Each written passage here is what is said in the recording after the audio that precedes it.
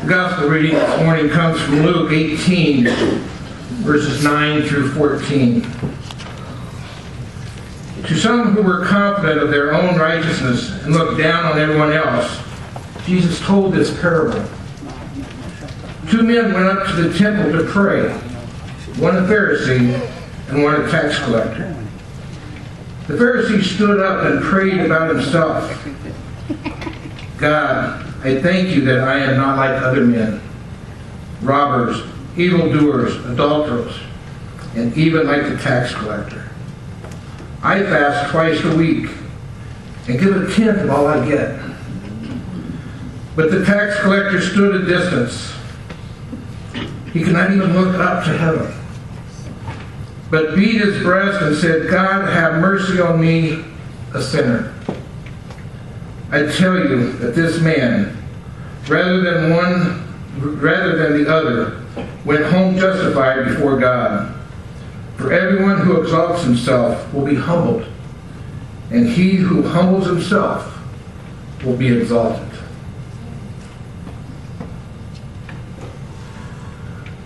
I share this gospel with you this morning because it talks about two different people that really you wouldn't expect Jesus would even mention. It's talk about the Pharisee who's well known, knows the scriptures, knows what it says in the law of Moses. And he can recite it word for word to just about anybody. But instead of worrying about what the scriptures says and worrying about praying to God, he prays to God to talk about himself. Look what I've done. Look how good of a person I am. Like God hasn't already seen what he's done. And he even criticizes the sinner that's next to him, the tax collector next to him, who confessed as a sinner, that just wanted to have justification with God. He just asked to be forgiven of his sins. You know, we look at these two scriptures and we look at how they affect us, how we lead our life, how we do things within our own church even. When we come to church, do we come to church on Sunday morning, and then as we leave the doors, the other 6 days of the week, we convert back to another lifestyle? Or do we take the church with us? Do we hear what God's telling us the other 6 days? I want to share a little bit about my life with you and how I got into the ministry. And I'm a new minister. I want to share why I got into the ministry. It wasn't by choice. My father was a Southern Baptist minister. I did not want any part of being a minister. I have a badge that says I went to church for 7, 8, or 9 years and didn't miss a Sunday from the time I was 4 days old. I don't know what that gets me, but I have it. But I knew what it was like to grow up in the church. But I also know what it was like to have a bipolar father. Who at 11 years old, my dad went the other way completely and went off the deep end.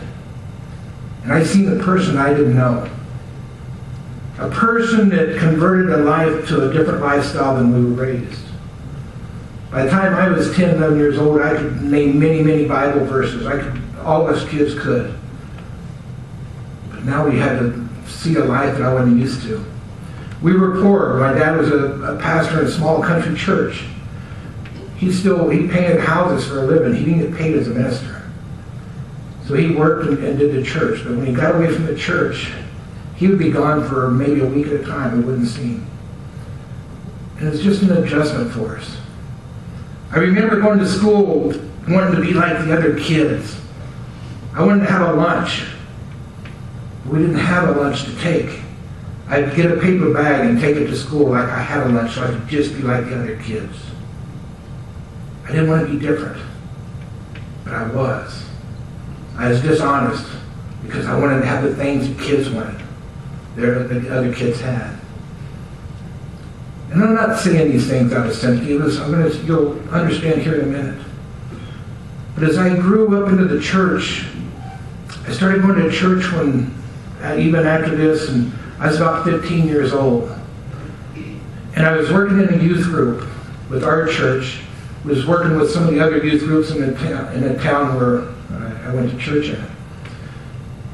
And I got to meet a buddy from another church, and him and I become good friends. And when I was in scouting, I was in Explorer Scouts, and our thing was to do canoeing.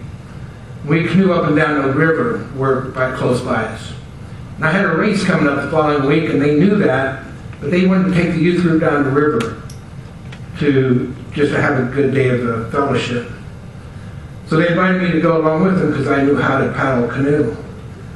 So I'm in the boat with them, and we're going down the river. It's a 21-mile course.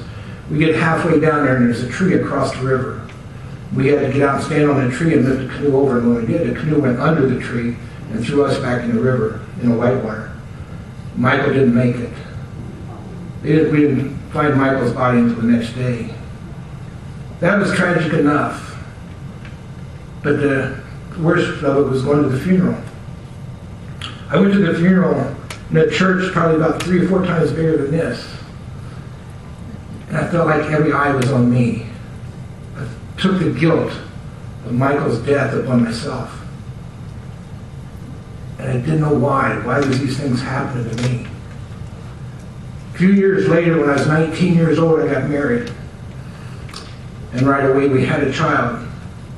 When our child was born, she had heart problems. I wasn't going to church on a regular basis, but my wife and I would go occasionally with my sister's church. We knew that our daughter had heart issues. So I went up to the minister and I asked the minister to baptize my daughter because we didn't know what the outcome was going to be. And he refused. He refused to baptize her because we were not members of that church. We had not signed a piece of paper. As a 19-year-old, 20 years old at that time, can you imagine how that hurts? My daughter passed away a few months later. I'm confident with that. I'm okay with that as far as knowing where she's at. I know that she's wrapped in good arms. But for a minister to do that, what a minister says, what a minister does means something. Because people expect them to be a leader, be a shepherd. I thought that this minister failed us. He didn't have to. We had no right at that church, but it just didn't fit right with me. But I carried that grudge for a long time. A very long time. Now, it wasn't until I started going to church again. My wife and I lived around the corner from the Methodist church in Gilbert. And we started going occasionally. And then I wasn't aware of it, but my boss actually went to the same church, and so he got me involved a little bit and got me on the finance committee. I served on the finance committee for several years, many years. And I thought I was doing my part in the church. I thought that that's what you had to do and that's all you had to do. But I didn't feel like I was growing in my Christian life. It wasn't until I started going to Bible studies, both Sunday school and on Wednesday nights, did I start feeling my life changing. Changing for the better, but confusing. I didn't know what God was calling me to do, but I knew that He was calling me to do something. And I didn't understand it. So I went to my pastor and I asked the pastor, knowing the lifestyle that I was raised by, I feel like I'm getting called to do more in the community to help others that need help, those who are less fortunate. But I don't know how to go about that. She said, well, maybe we need to go down to South Phoenix and do a sidewalk Sunday school, do some different things in South Phoenix or in the communities that need the help. It just didn't click. It just didn't feel right. Then 2 weeks later, we were at church and we had a minister come in. He was a missionary. And he just stood there talking just like I'm talking right now. But I felt like it was one of those messages, you know, that you think the pastor prepared just for you. And I'm sitting there listening to him. And at the end of it, he surprised me. And he says, if anybody feels like they're being called to do more for God, come down here and I'll pray with you. From what I'm told, I shot up out of my chair and went down there to pray with this minister. And it wasn't just me, there were several others there. But when he came to me, that's what really got me. He came to me and he placed his hand on my shoulder. And when he did, he says, Pastor. And it was like it shocked him. And he put his other hand, he put both hands on my shoulder and he said, Pastor, Pastor, Pastor. And when he did that, heat started going up both my arms. And I've grown up Southern Baptist. I grew up in the Pentecostal churches. My dad would go to Pentecostal church occasionally and they'd swap churches. So I've seen this thing, but I never really felt it or believed it. Until I felt this going up both my arms. And at that point, I knew that I was called into the ministry. So as I did that, a couple weeks goes by. And I started having doubts. I'm trying to figure out a way of getting out of this. I don't want to be a minister. And as I went back to my pastor and I said, what do I do? I don't know. I feel confused, and I was. She said, you know, there's conferences coming up in 2 weeks. She says they have an introduction to ministry the first day. She says, maybe you ought to go to that. See if something hits you. So I go in there and I'm going to go to this introduction to ministry. It's going to get me out of this thing because I'm too old to go back to college. I was 57 or 58 years old. I said, I don't want to be the old man on the college campus. And besides that, I need to work. My wife, she used to have a house and food at home, you know. So I'm trying to figure out ways of getting out of this. But I still felt that urge that I had to do something. So I go to this introduction to ministry, and they talked about several different ways, and then one pastor got up. He was a local pastor. And a local pastor in the Methodist church is an avenue for people over 40 years old. All of a sudden I seen doors open that I really didn't want to go through, but I had no excuse now. And long story, about a 3-year process I've gone through as a local pastor. They tested, there's a reason why we're called Methodist. Because they have a method for putting their pastors into place, believe me.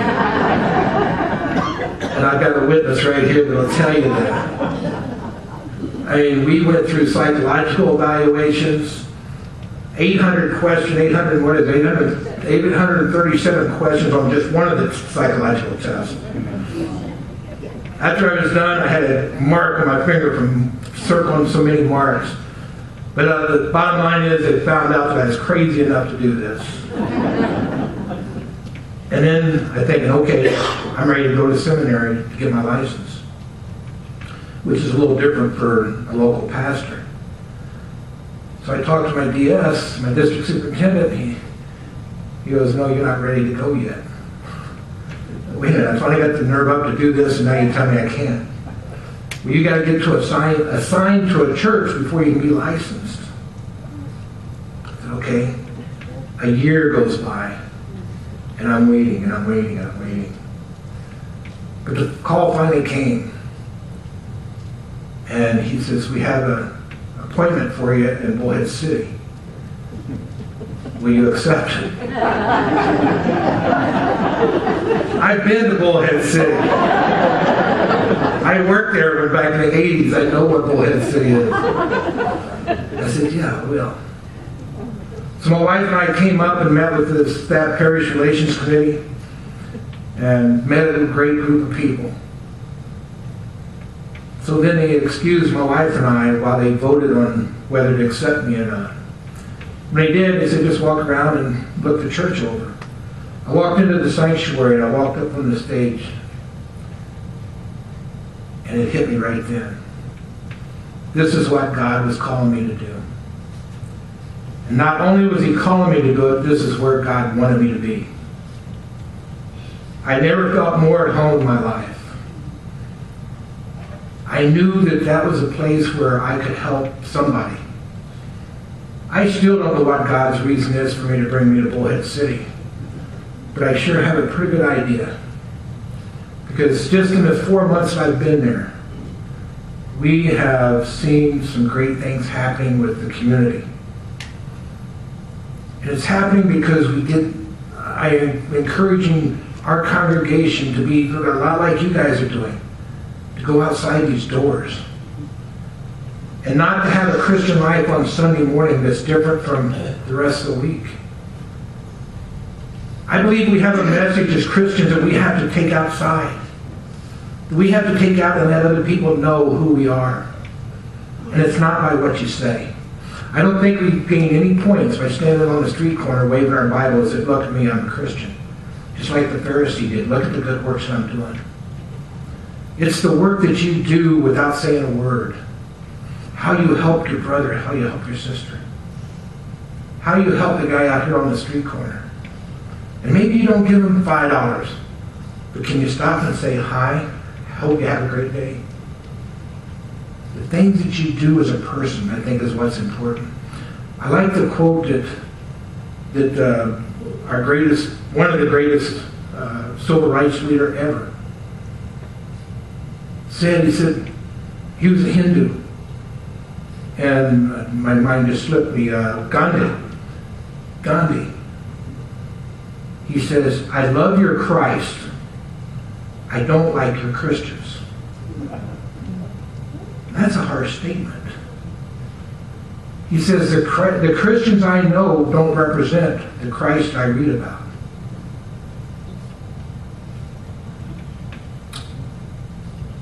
That hit home with me. I don't want to be known as a Christian that just comes in the door on Sunday mornings and does what the worship service says. You know, I like the church because we're a connectional church in the Methodist church that Brother Gene can go up to Bullhead and cover for me, and I can come out here, meet another group of people who are all the same. And I may not stand up or say the prayers at the right time as you guys are used to, and I'm sure he'd probably make a mistake or two at our church. And that's okay, and I hope he does so he doesn't get too comfortable. But you know what? We're still all here for the same purpose. I feel just as home at this church as I do at mine. And I can go to other churches back in Ohio where I'm from or Arizona, wherever it's at. I can feel comfortable because it's not, this building is not the church. You are the church. You are the church. You bring the church here.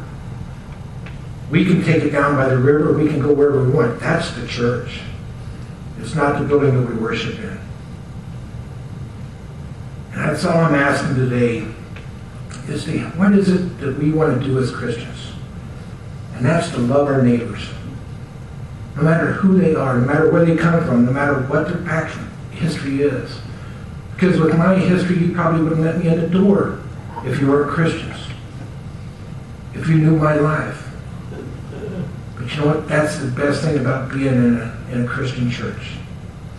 Is that we can share the love with each other and with people that we don't know. So the next time that you go into prayer, I pray that you just thank God for what we have, for who you are, and for what He's given us. And then ask how we can share that with our neighbors. Amen. Amen.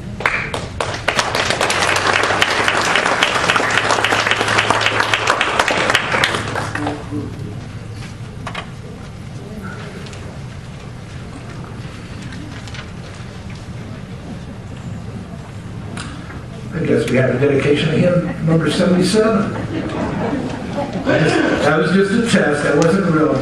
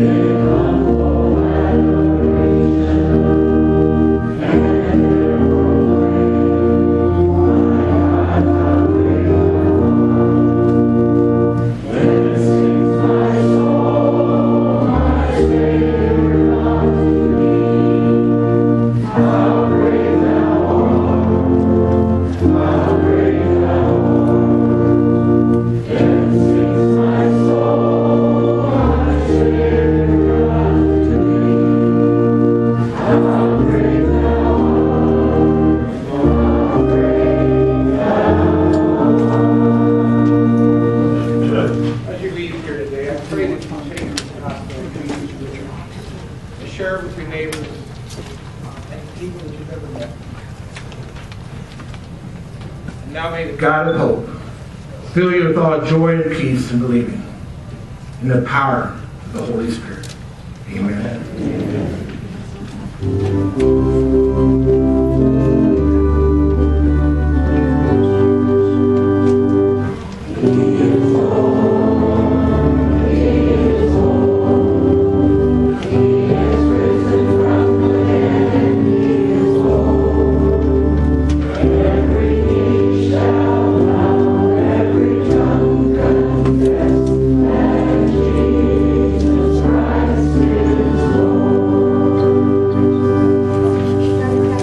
Kids to keep you in line.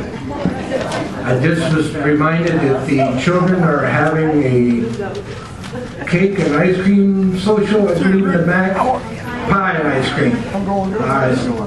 Pie and ice cream in the back, so make sure you go back there and visit. God bless.